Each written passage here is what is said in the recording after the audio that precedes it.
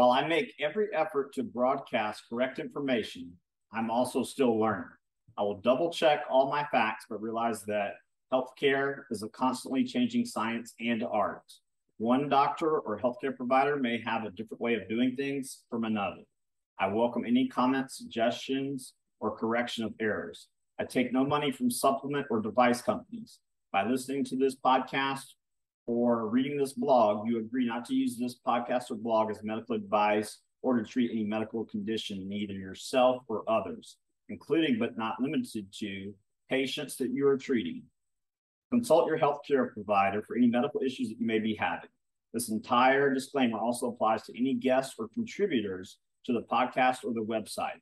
Under no circumstances shall any guests or contributors to the podcast or blog or any employees, associates, or affiliates of the Boss Body podcast be responsible for damages arising from use of the podcast or the blog. This blog or podcast should not be used in any legal capacity whatsoever, including but not limited to establishing the standard of care in a legal sense or as a basis for expert witness testimony. No guarantee is given regarding the accuracy of any statements or opinions made on the podcast or the blog. What's up, guys? It's Dr. Tim Jackson with another episode of the Boss Body Podcast. Today, we have with us Mr. Sean McCormick. He's the host of the Optimal Performance Podcast and a certified life and performance coach with clients such as NFL and MLS players, CEOs and television stars, as well as other professionals. Sean is an expert in performance biohacking, having tested, studied, and applied hundreds of health and performance approaches for himself and his clients. Sean knows how to get the most from the least. More productive thinking, faster recovery techniques, sleep hacking, lifestyle hacking, habit, and routine creation. Sean helps people improve rapidly with the least amount of work. Welcome to the Boss Body Podcast, Sean. Thank you so much. I'm so excited to be here and share and provide value to your listeners. Yeah, and it seems like I was looking at your website, you've interviewed people from, strength coaches to doctors, pretty much every aspect of the wellness health continuum. So tell us a little bit about your background and how you became a performance coach and how you got to where you are today. Yeah. So I've always been an athlete. I was a scholarship college soccer player, played semi-pro for a year after that. Also a meditator since I was 12. My folks taught me TM when I was a kid so they could help me just slow down a little bit and chill out. And, went through college being very curious about, performance, how I could be the best on the soccer field, how I could do the best in a classroom. And then fast forward to I was about 29 years old. I was working a day job, didn't love it and decided to follow my heart and jump ahead of a trend that I kind of recognized with flotation therapy. Yeah. So I opened Float Seattle here in the Seattle area in 2012 and grew that to 4 locations. And when you are a part of a healing modality like that, seeing, hundreds and hundreds of people every day working the front desk, understanding what's ailing people. What are they dealing with? What are their ailments? What's their sort of perspective about their own health and their own potential and their performance? You get to learn a whole bunch about people in a really short period of time.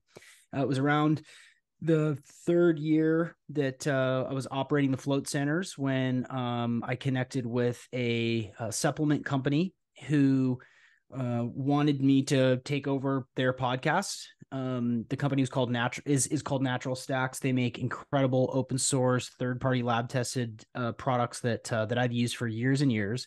And so I said, hey, I don't know what to do. I don't know how to do podcasts. And they said, that's okay. You'll figure it out. So I took that over.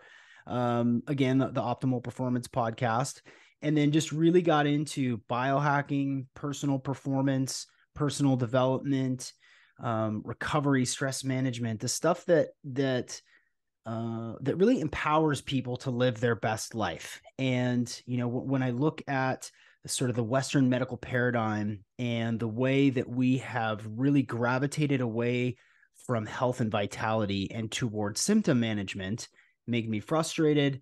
And I began to just research extensively, like what's available to us, not only in the pill form, but vibration, nutrition, movement, these sorts of things that make major differences in people's lives. And then, fast forward, I got my coaching certification and started seeing clients right away.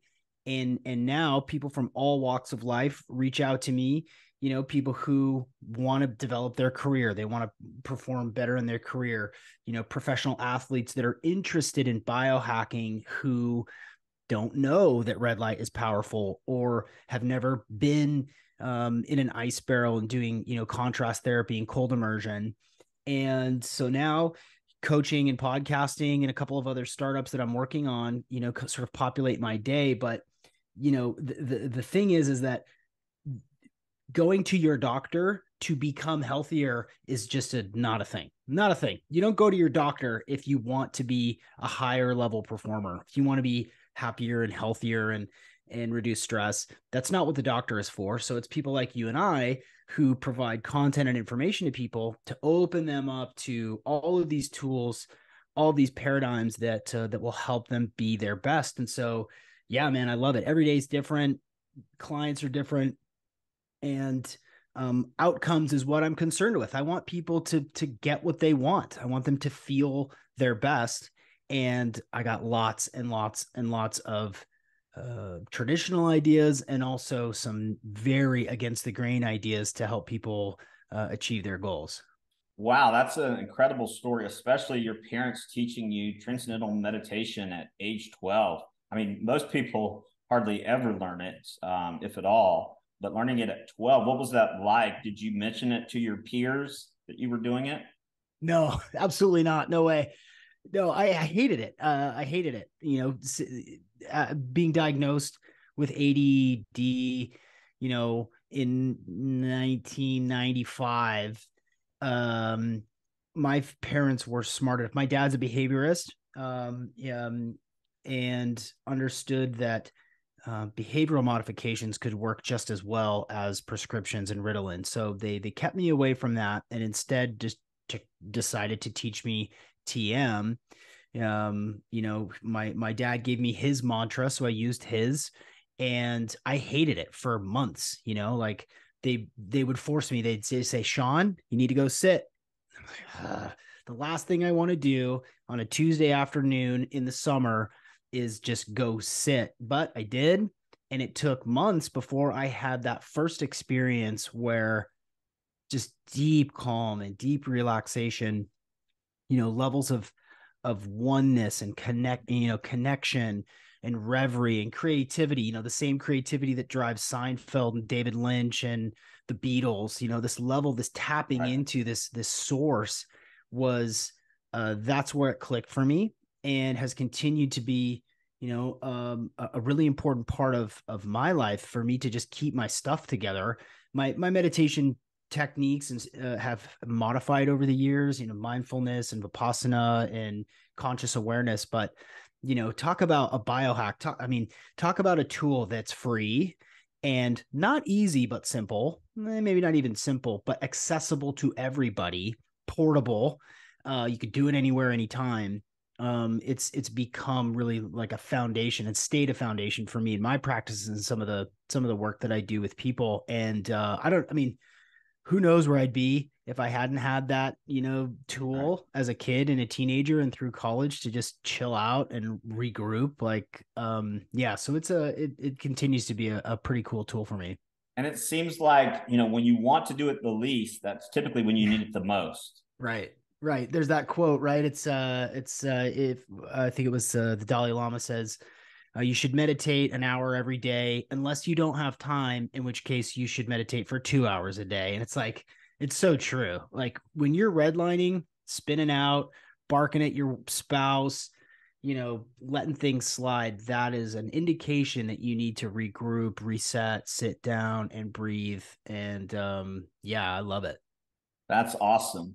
So I tell people because, I have patients who come to me with all sorts of symptoms. but I also work with people who just want to be the best version of themselves, as cheesy as it sounds.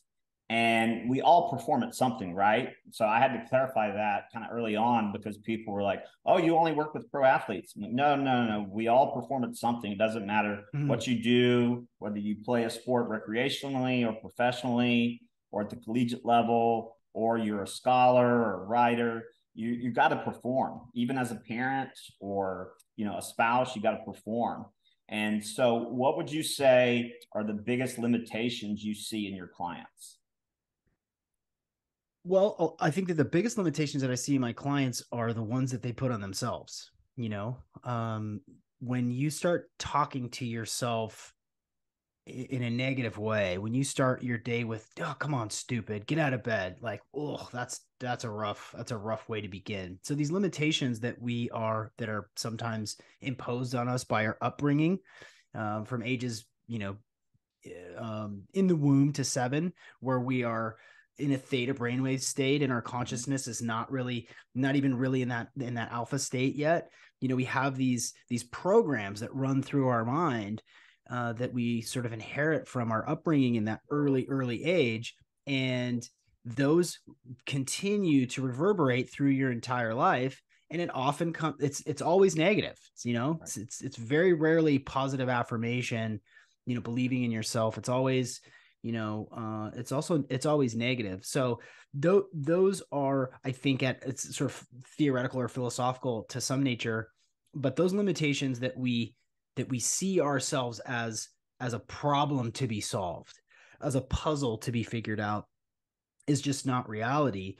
And there are some, I could elaborate more on some of the sort of practical and lifestyle issues that people create as far as their limitations, but it starts in the mind, right? If you think of yourself as a sick person, as an unhealthy person, who's no good, very bad, then that's where you'll stay. And having tools that I work with my clients using neurolinguistic programming, pattern interrupts, to sort of reorient and reprogram that subconscious mind. And a lot of these tools that I've picked up along the way are crazy effective if you stick with them. Self-hypnosis in the evening time, using this tool that I love, called the stop method, which uses an NLP technique to basically eradicate specific negative emotions. These things ripple out into everything that you do, and your health improves, your energy improves. If you don't have any gas in the tank, even if you've got all the tools, right? You got all the tools, you got lots of money, you got fun toys. If your mentality is such that you are stuck in the same spot, and maybe you've been stuck there for decades, doesn't really matter if you've got, even like a hyperbaric chamber in your basement. Doesn't matter, because if your mentality is such that you think that you are no good, well, then you're going to stay there. So I think that, that's sort of a cheap answer to your question. There are some technical and practical other applications, but I think it starts there. Yeah, absolutely. I will share with you a quick story that I read probably a month and a half, 2 months ago. And it was about this guy. He did so in school, in high school, and he took the SATs, got his score back. It was like 1440. And, he went on to college, graduated from college, opened several businesses, became a multimillionaire. Well, 15 years after he graduated from high school, he gets a letter in the mail. It said, you were, one of 40, 50 people who took the SATs and got your score incorrectly reported.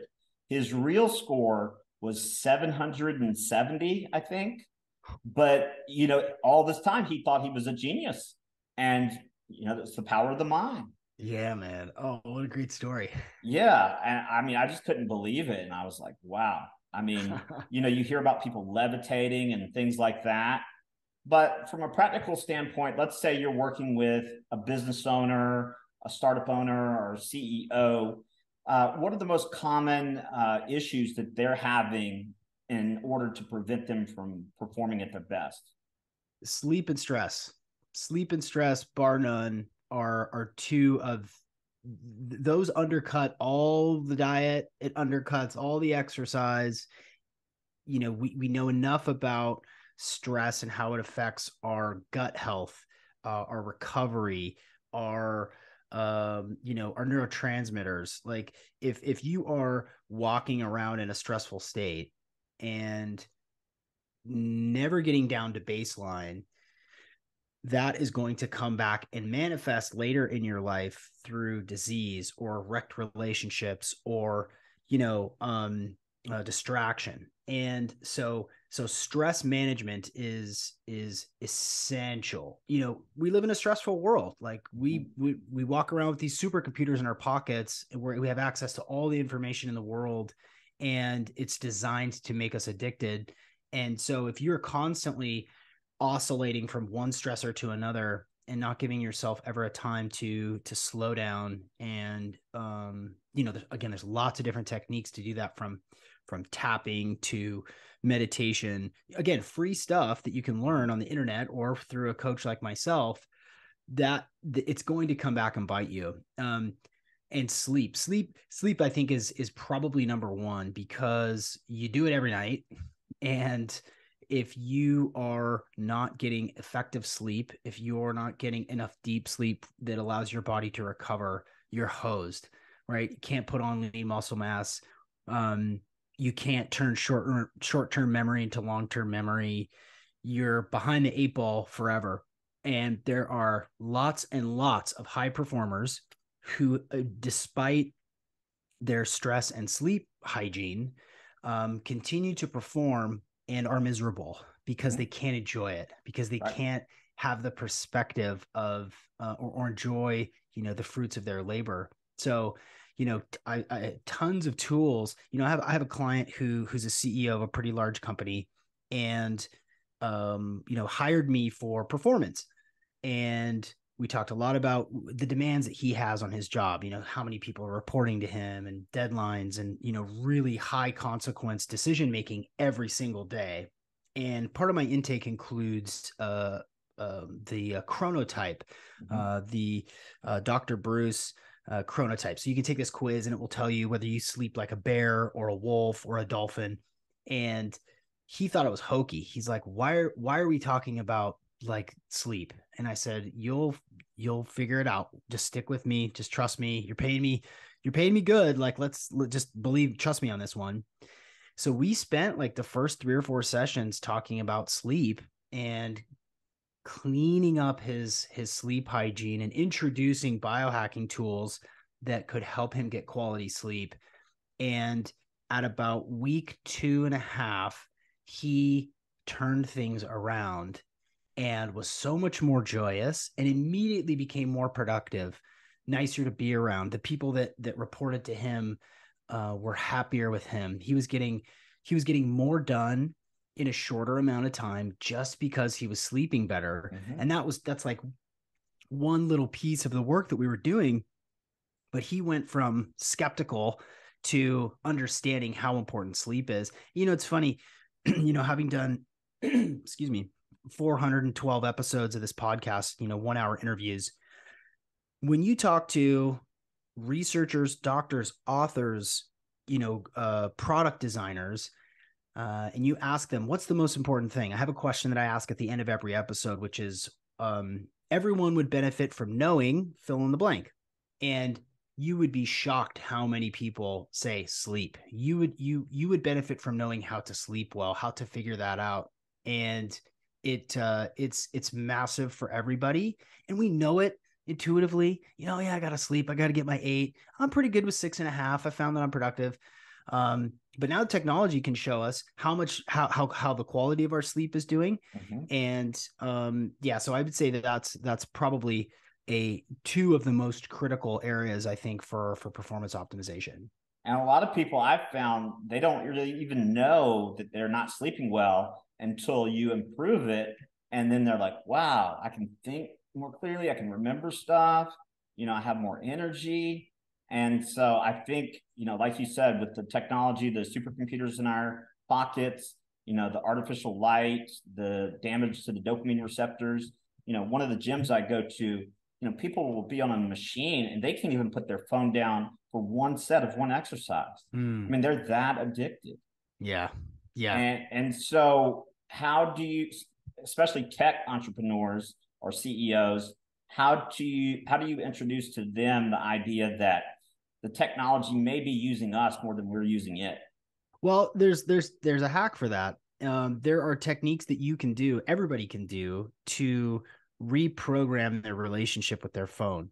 One of those, and everybody can start do this if you're curious about it. One of those is every time you go to pick up your phone, pick it up, but don't press any buttons. Don't unlock it. Don't look at the screen. But when you have that, like, oh, I haven't looked at my phone in a minute and a half. And for some people, it's 30 seconds. Oh, I haven't looked at it. Pick it up and then put it back down. Just try that for one day, picking it up without unlocking it and looking at it. What you will do is you will reprogram that habit. There's a lot of other things that you can do by putting, time filters on your phone where it sends you an alert like, hey, you've been using Instagram for an hour and a half already today. It's time to stop. Most people just say, never mind, bypass, and they just keep going. But there are techniques that you can use. Another thing is time management and blocking your time. So one of these is like, email. Each of us get excited by emails, whether it's from political party or your best friend or whatever, some a doctor or a podcaster. It's like you get excited when you see that little red button come up. It's just boom, a dopamine hit.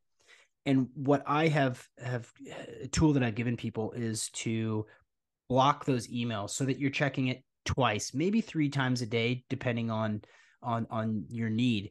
But when you are blocking and saying, okay, I'm only going to check my email twice today, I'm going to check it at 9:30 and 4:45, your productivity skyrockets because you're not obsessed with, the new Nike shoes that they're emailing you about or whatever, polo shirts.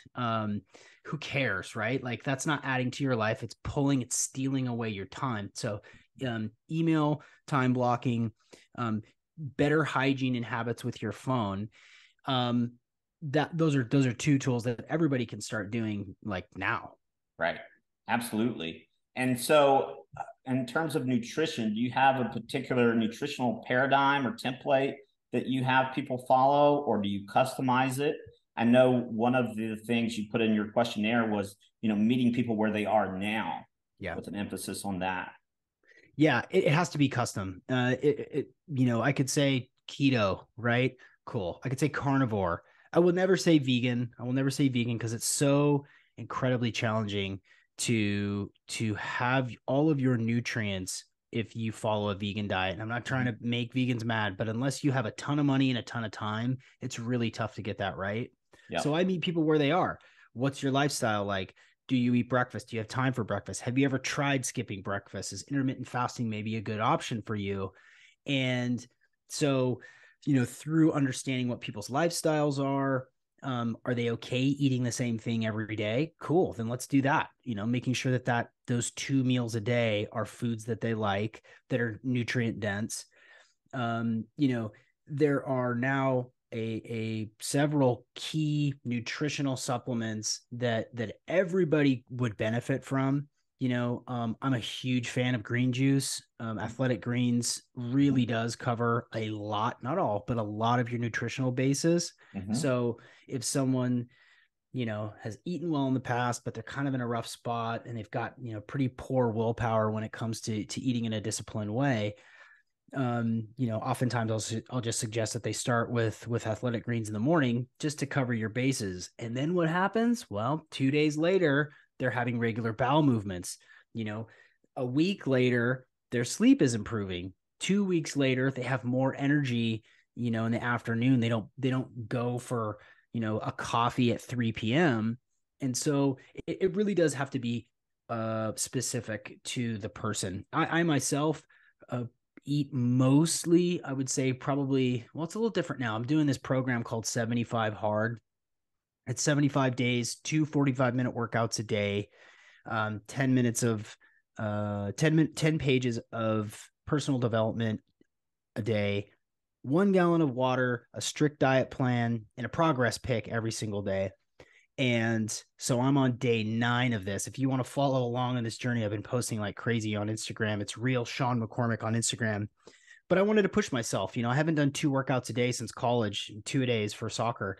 But my diet has had to adjust a little bit. I'm now introducing oatmeal again. I haven't had oatmeal in any regular way in years and years because it didn't really agree with me, but I need more of that energy. So everybody's a little bit different. I tend to gravitate more toward an animal-based diet. Mm-hmm. I'm doing raw liver every day.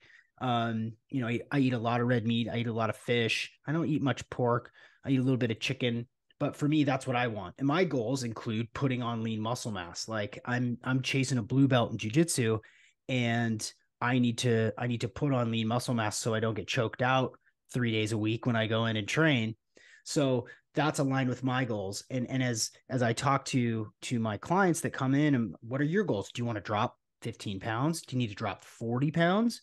Or do you need to just have a diet, a nutritional approach that will keep up with your brain, and looking at supplementation and a custom dietary approach that will work with people, because everybody's different and they need different things. Our body types are different. I'm a mesomorph. I'm in the middle. I get fat easy and I put on muscle easy, so I need different things than an ectomorph, which is, shorter bones, thicker in the frame, so you really have to, if you're considering working with a coach or a specialist to help you reach your goals, they've got to have an awareness and knowledge of all of these things, because if they don't, they're just going to say, hey, eat keto, it'll change your life. That may be true. But I think one great rule of thumb is you just got to stay away from sugar. Like, Yeah. if you just did that, if you walked for 45 minutes a day and really actually quit sugar, really actually committed to it for a week, day 4 is going to suck. You're going to hate life. You're going to probably want to stay away from people because you're going to be detoxing from that sugar loop. But by day 7, you're going to feel like a kid again from getting rid of it. So, aside from that sort of general, constant of quitting sugar, it really does have to be custom to the person. Absolutely. So let's talk about, you mentioned, contrast method, hot, cold. I'll be completely honest. I have a sauna upstairs. And so I do that. I have a biomat. I have a cryotherapy helmet. I call it my Russian mailman helmet. Yeah. But I am not man enough to go outside and pour ice on myself and get in the cold tub. How do you introduce people to cryotherapy who've never done it? Mm. Do you think there's a difference between the cryotherapy chambers and the plunges, like the tubs outside? Well, yeah, there's a lot of different ways to get cold. If you live near a lake or a river, that's a great place. In addition to the negative ions that you're going to get if you jump into a flowing river or, a spring-fed lake, for most people, a cold shower is going to be your best bet. Cryotherapy is fairly expensive. I love it. Fairly expensive. If you're not going to buy a cold plunge or fill a horse trough with water and put 20 pounds of ice in it every day, again, there's some barriers to entry there. I personally have an ice barrel. I like being upright when I'm doing my cold therapy. There's something about laying down when you're trying to be in that sort of cold exposure that is a little bit disorienting for me. But for most people, a cold shower is a great place to start. And there is an easy way to do it, and that is take your normal shower whenever you shower and begin to turn the sort of baseline temperature just a little cooler than you normally do. So instead of going, if the handle is normally at 10 o'clock or 10:30 on the dial, and that's you like a real hot shower, just try 11 o'clock or try noon on your nozzle, and begin that way so that you can begin to have a different way of associating with the temperature of your shower. Take your normal shower.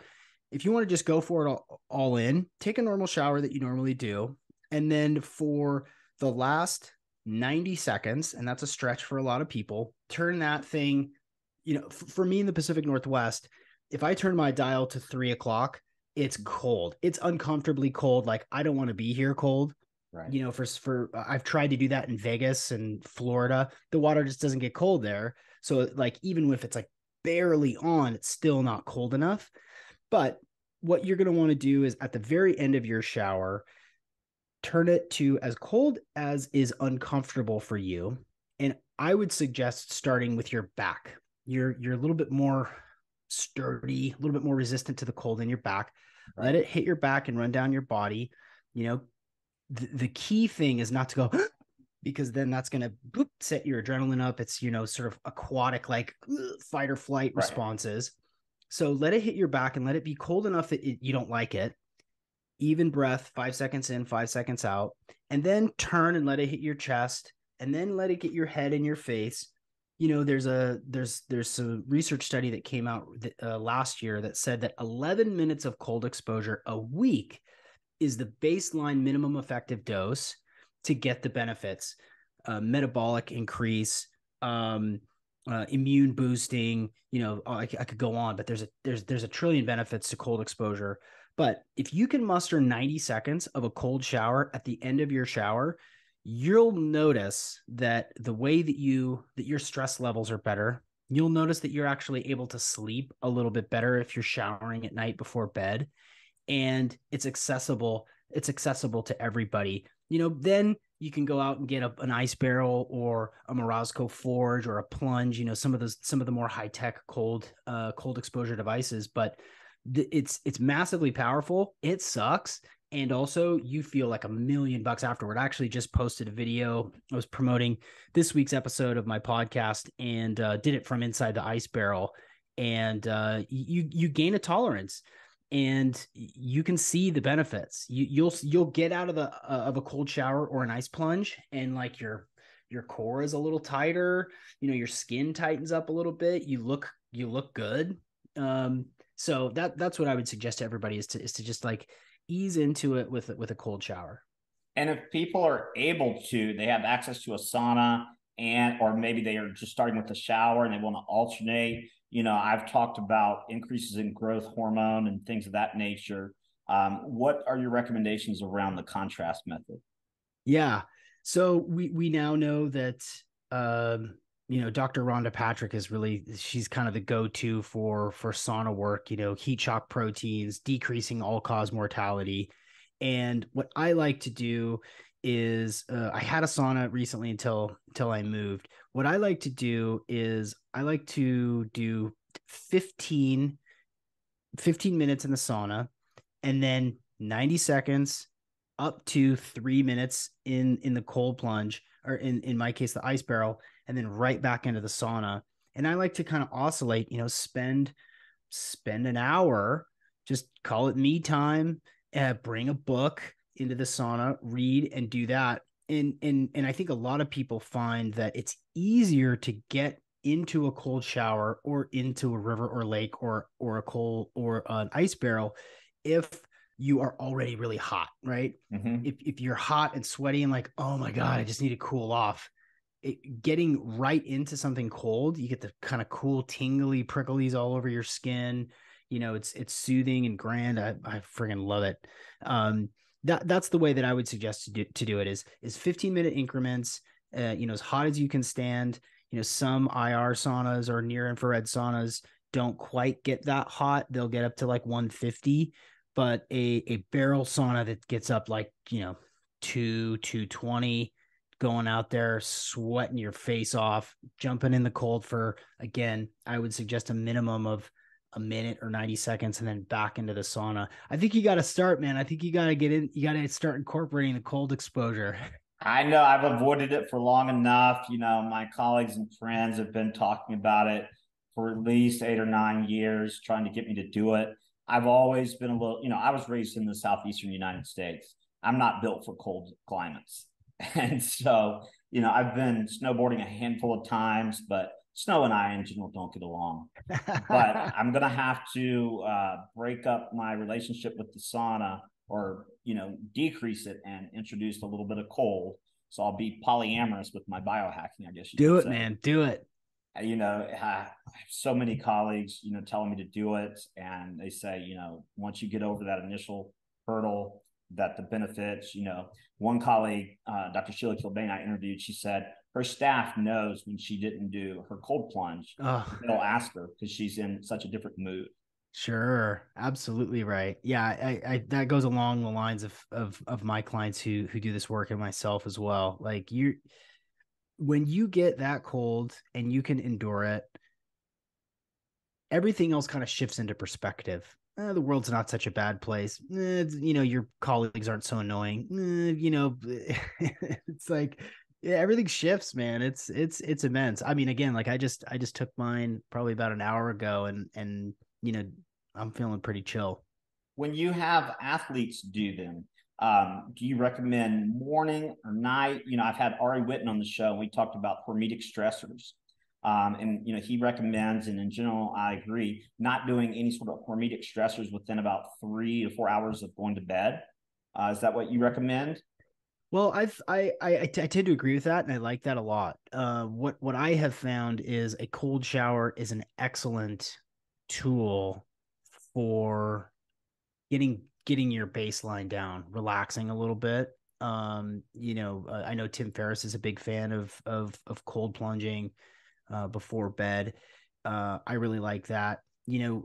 Now when we're talking about, you may feel compelled to jump in a cold shower or an ice bath after exercise because you're hot, right? Well, that might limit hypertrophy. If you're trying to gain muscles, which my athlete clients are, if you're trying to increase muscle mass, lean muscle mass, you don't want to cut off that hypertrophy after exercise. So for me and for a lot of my clients, I think the best rule of thumb is to get it in first thing. Get out of bed, and this is like savage level action, but they're savages. Get out of bed, get into the ice barrel, get cold, start your day like that. Get your workout in whenever this sort of scheduled time is. But for me, um, I think if you can fit it in anywhere, do it. There are probably preferred times to do it. Regarding the cold exposure in the evening time, there's a company called Jetpack. They make two products, Jetpack and the Optimus Red, and it's red light for your testicles. And that's what the Optimus Red is. That's what these are that I showed you a little bit earlier. So there's like a little cup. I think it's in another room, but it's a cup, so you can get red light right on your testicles, just like our ancestors did. They also make something called a Jetpack, and the Jetpack is basically an ice pack for your testicles. Wow. That is insane for preparing for sleep. So if you're want to get in the cold shower or whatever before bed, there is a really awesome grounding effect when you ice your nuts for 15 or 20 minutes. I do it like right before I go to sleep as I'm kind of really winding down with my blue blocking glasses on, and the ice pack on the boys. It helps. It's relaxing. It's calm. There is a libido enhancing effect. There is a vitality enhancing effect that I really like too. And so I'll make those suggestions to those super athletes as well. Absolutely. So, since you're talking about gadgets, let's talk about some of the gadgets you use personally and with your clients. Let's start with the lowest hanging fruit. Yeah. Well, I think that having a health tracker of some sort is like step one. A Whoop strap, a Fitbit, Garmin, an Oura ring, just so you can start collecting data to understand some sleep cycles, heart rate variability, resting heart rate. So that I think is ubiquitous. That's something that everybody is going to be able to glean great information from. So I would really start there. That's lowest hanging fruit. The other thing that I think is the most powerful for protecting your sleep are blue blocking glasses. Um, we have photoreceptors on our skin as well, in addition to our eyes. So if you're up at night, the sun is down, it's 10 o'clock, and the sun is down, all your lights are on in your house. You're not only blasting your eyeballs with LED flickers. You don't notice it, but it flickers, and that Right. makes your body and brain want to stay awake. So if you can switch to incandescent, that's great. If you can switch to red light bulbs in the evening time in the rooms where you spend the most amount of time, that's an incredible hack for sleep protection. Most of us watch Netflix at night. Most of us look at our phone before we go to bed. You can do the changing the screen to the red scale. You still get, that damaging range of light into your eyes, that blue light that kind of screws with your circadian rhythm and your ability to create your own melatonin to prepare for sleep. So a health tracker, just to kind of get some data, blue blocking glasses in the evening time. Those two, I think, are the most effective, and I think you get your most bang for your buck. But I've got 100 more if you want to hear them. Yeah, I'd love to hear them. I'd love to hear them. So I've been toying around with the Apollo Neuro device recently, and despite my enthusiasm for gadgets, I'm pretty skeptical. And I've tried all sorts of things that and given them, isolated N of one sort of tests for myself. The Apollo Neuro device, which is, I've yet to record a podcast episode on it. I'm actually recording that next week with Dr. Dan or Dr. Dave from Apollo Neuro. What it is it's a bracelet that vibrates essentially. And the way that the frequency and rhythm at which it vibrates elicits a mood. You can shift your mood through this vibrating wrist. In fact, it's charging right now. It's upstairs, but it is an incredibly effective device, and I was not expecting it to be as effective as it is. It's not cheap, but it will help you. There's clear and focused. There's rest and recovery. There's wind down and sleep. So I will turn that on and actually go to sleep with it vibrating on my wrist. And I found that it's really effective for helping my deep sleep numbers specifically. That's a really incredible device. As far as gadgets are concerned, outside of supplements, etc. I will plug another product. It's not really a device, but it's a product that I am a huge fan of. It's called BioPro Plus, and BioPro Plus is deer antler velvet. If you look back to Chinese herbalism, deer antler velvet is an incredibly powerful product that enhances vitality. Now that is combined with a matrix of amino acids. Himalayan shilajit or shilajit is like an ancient biomass. It's like this black tar looking sort of stuff that has a bunch of minerals and vitamins and stuff in it. So BioPro Plus is a non-synthetic HGH alternative. This is especially good for athletes. This is especially good for men over 35 who are concerned about their hormones.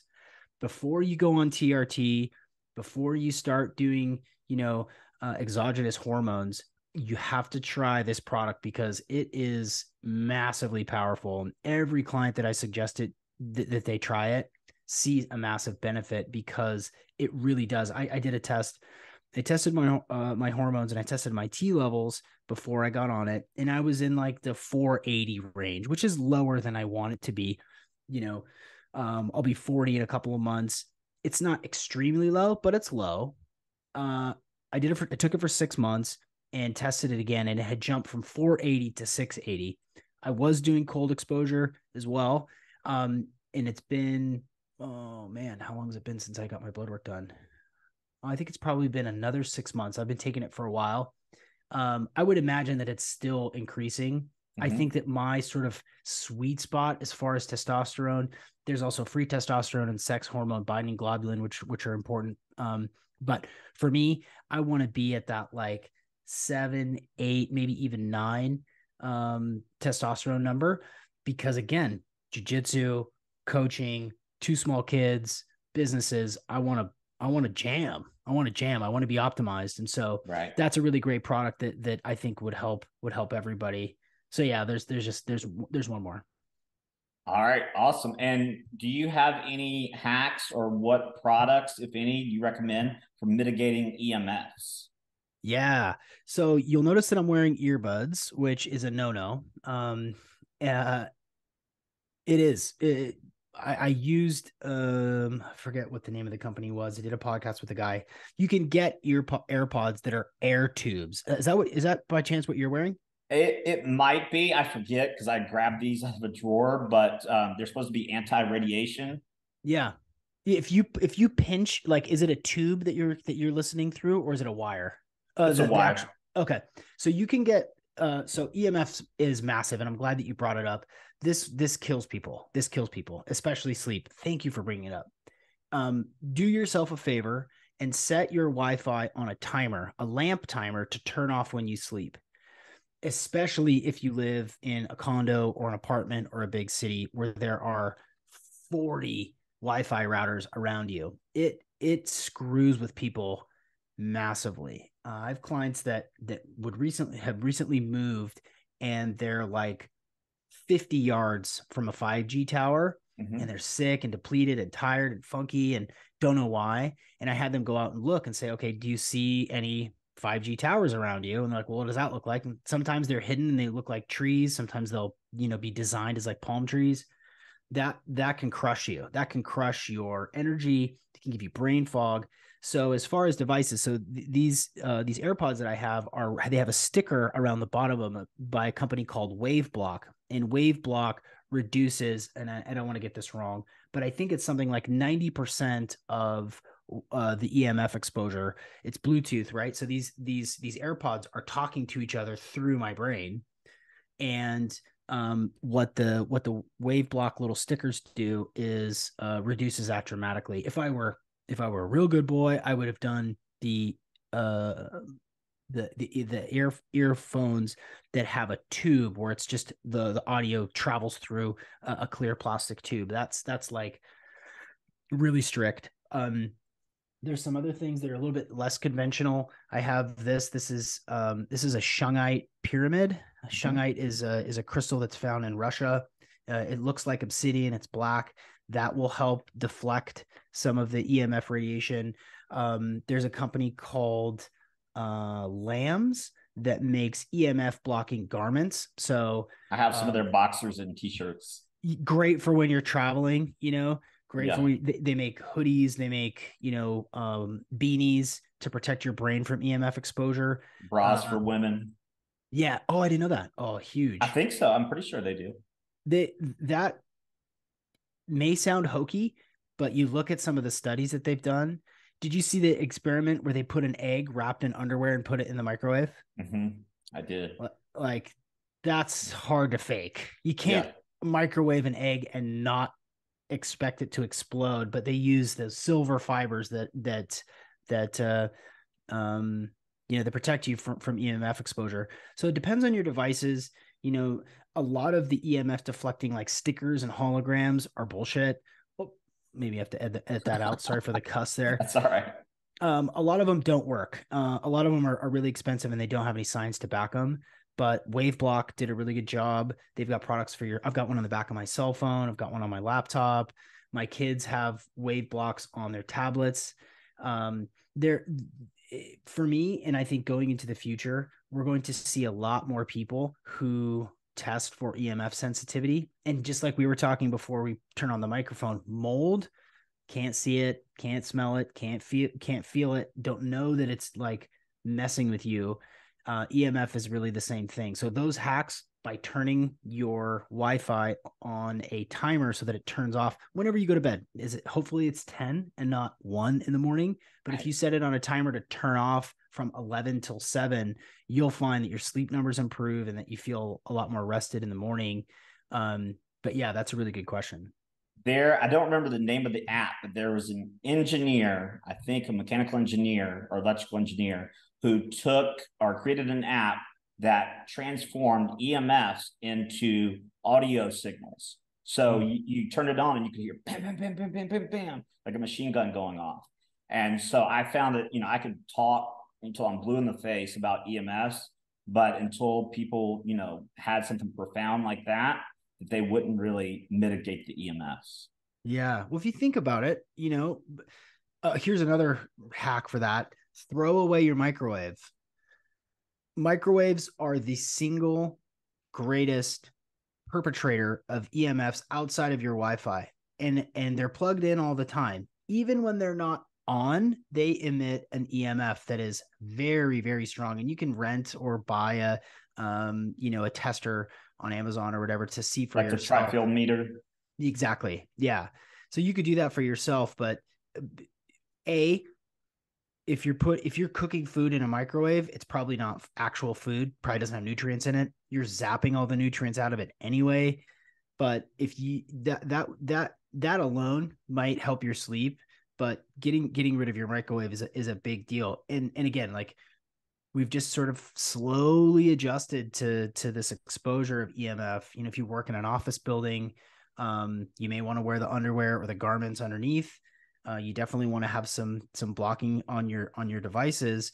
Another hack for that is after you are in a place of high EMF exposure, ground down, take off your shoes and socks and go stand in the grass somewhere. Be that weirdo that's like standing and leaning up against a tree. You can hug it if you want, but there it is wildly effective. Anytime you fly, as soon as you can, get in a body of water or get your bare feet in the sand, even better at the beach in the water, and work out. And you're gonna help your circadian rhythm. You're gonna ground down and sort of send some of those EMFs back to the earth that have accumulated in your body. But yeah, there's, as we're talking and I'm talking about stuff, like there's thousands and thousands of these little hacks and little tricks that some people are just like, what? I've never even heard of this. This is insane. Right. Yeah. I mean, it's so crazy with the EMFs because, it's kind of like a badge of honor now for businesses, right? Oh, free Wi-Fi, free Wi-Fi. I see that on signs everywhere. I'm like, okay, I have a colleague who, he sees patients in person and he's hardwired in to the Ethernet. Yeah. Yeah. And so, I think it's so profound. And, the more mold toxic and heavy metal toxic we are, the more damaging the EMFs are. Are your clients in general receptive to the EMF mitigation? It's a big bite to chew off, honestly. It takes a bit of convincing, depending on how motivated they are or how desperate they are for real change. There's a lot of education that's required. They want to see the studies, they want to see the links, they want to see the science that supports the notion that EMF is screwing with them. So it's a little bit of a tough sell, especially for high level, high performing people who are plugged in basically all day and into the night. A lot of us are on our phones the moment we wake up and on our phones till the moment we go to sleep. And so for people who are super type A, go getter, top performers, CEOs or athletes or whatever, it's a tough habit to break. So that's where the devices and stuff come in. But yeah, if you trust me and if you've hired me, you say, okay. And the hard part is the accountability to it. It's like, okay, well, did you get a timer to turn off your Wi-Fi at night? No, I got to go do that. Okay. Do that today. And then we'll talk in a couple of days in our next session and we'll see how your sleep improves. So it's a little bit of a tough sell, but sometimes folks got to kind of pick their poison, right? Right. It's a bit overwhelming, the nutrition, the stress, the recovery, the circadian rhythm stuff, the sleep stuff, the having love and creativity, let alone invisible wavelengths that are destroying your mitochondria. So you got to kind of figure out with people what is their major pain point and drill down on that, and then hold people accountable to like, we'll get that figured out. A timer for your lamp costs like $4-5, at Bartell Drugs or the drugstore, grocery store, but it might like actually like really save your sleep when you're turning that thing off. So it's really kind of case by case basis. And is it, because I just sort of unplug and then plug mine back in, but is it a timer that you can somehow connect to the router or the modem? Okay. Yeah, you plug the timer right into the outlet, and then you plug your Wi-Fi router into that timer like you would a lamp, like grandma did, at her house. The lamp would turn on in the wintertime at 4:30 when the sun goes down here in the Northwest. Same thing. So, if you are on your phone scrolling at 10:58, you got 2 minutes until that thing turns off, in which case you don't have Wi-Fi anymore. You're going to just have to go to sleep, which is, kind of in training yourself. Right. So yeah. So you've obviously accumulated a ton of knowledge over the past, 20 years? I mean, your whole life, but especially the past 20 years. What's one thing or two things or even three that you know today that you really wish you'd known 12 to 15 years ago? Hmm.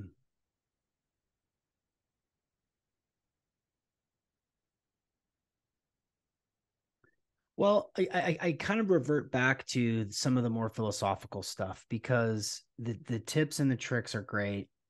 And especially for high performing people or people with big goals, the hacks and devices, even the nutritional approaches, could make a huge bit of difference, could make you 15 or 20% more productive, or 40% more vital in your energy.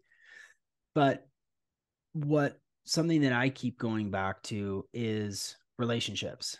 You know, increasingly we're cut off from each other, and increasingly we're turning to social media for connection. And the people that live the longest on the planet, the people in the blue zones, the centenarians, the people that are living past 100, they have meaningful relationships. They sit at dinner at a table. I know this is wild, but they sit at a table at dinner with their family, with their phones not in the room and the TV's not on, and they sit and they talk and they share about their day. They talk about what was hard. They talk about what was good, what they're looking forward to. That is such an important, I think, element of our humanity. We're social creatures. We need that connection. We need that love. We need touch. Right. So many people don't have touch. They haven't had a hug in a while. They haven't been caressed in a while. Go get a massage, and it may make your month by doing that. So I think relationships are really, really important, and I've known that, but that's sort of out of the norm of part of this type of conversation. I think for me, when I look back at the physique that I had as a college athlete, versus the physique that I have now, I had no idea how terrible sugar and gluten was for me in college. I went vegetarian for a full year in college because I thought that was going to help me lean up for the soccer season. But of course, I replaced that with bread and cheese and beer. So, like, it didn't work. It didn't help. I got chubbier, I got flabbier, and my energy levels dipped a lot. So, keto changed, sort of paleo going into keto. I've had Rob Wolf on the podcast, and I can 3 times, and that way of eating, I think, can change a lot of people's lives. Sugar is just, it's terrible for you, and it's in everything. So I think having really high quality relationships that you look forward to, and sometimes that means like cutting people off, and that sucks, but they're not going to live your life for you, and right. Sometimes that means family members, unfortunately. Not everyone's meant to go with you on your journey. No. And if you have big goals and big dreams and you want to be your best self, and your drinking buddies from your college days, or the downer person at your office that you're friends with that's always negative, is literally like draining your battery every time you talk to them, find meaningful relationships, stay connected with those people who are further along the path than you, that you would look up to. My mom always said, make friends with people that you would want to be like. And that has always stuck with me. And so relationships and sugar. And then, yeah, I mean, sleep is a huge deal that I took for granted before I had kids. And now at 9 and 6, and, being as busy and as plugged in as I am most of the day, protecting my sleep is paramount. And it makes people angry when you don't text them back at 9:30 at night. But, I'll talk to you tomorrow. Well, we can connect. You can connect tomorrow. I think the other thing too, I think that we all need to take a hard look at the medical.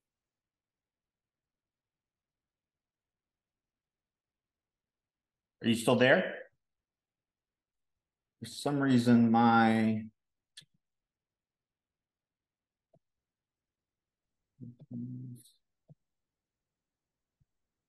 Can you hear me?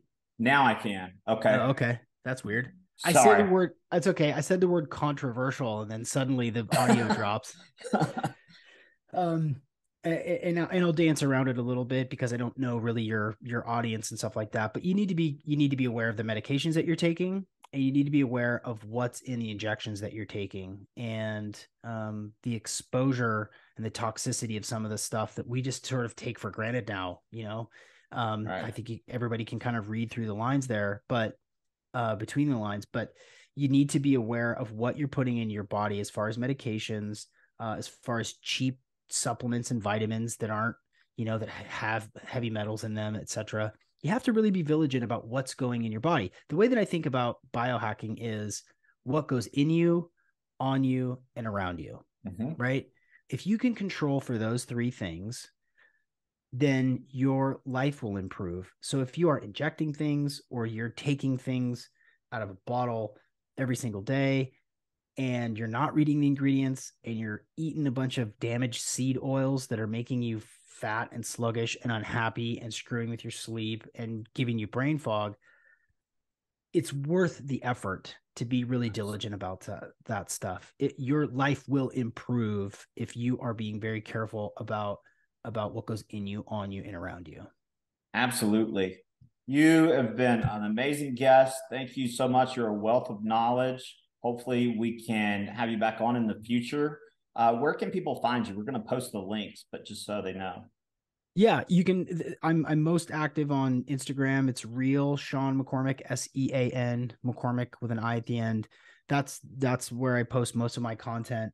My website is seanmccormick.com. If you're interested in coaching, um, if you're resonating with some of this stuff, if you've learned a couple of things that you didn't know before, and you are ready, if you are in a spot in your life where you want something to change and you want to make some improvements, I do a free 45-minute coaching strategy session for people to dive into that. So I'm really accessible and easy to get a hold of. And anybody that's interested and wants to reach out, I'm there. Awesome. Well, thank you so much. Thanks for the work you're doing, and thanks for making the world a better place. Thanks, Dr. Tim. This was a lot of fun. All right, buddy. We'll see you.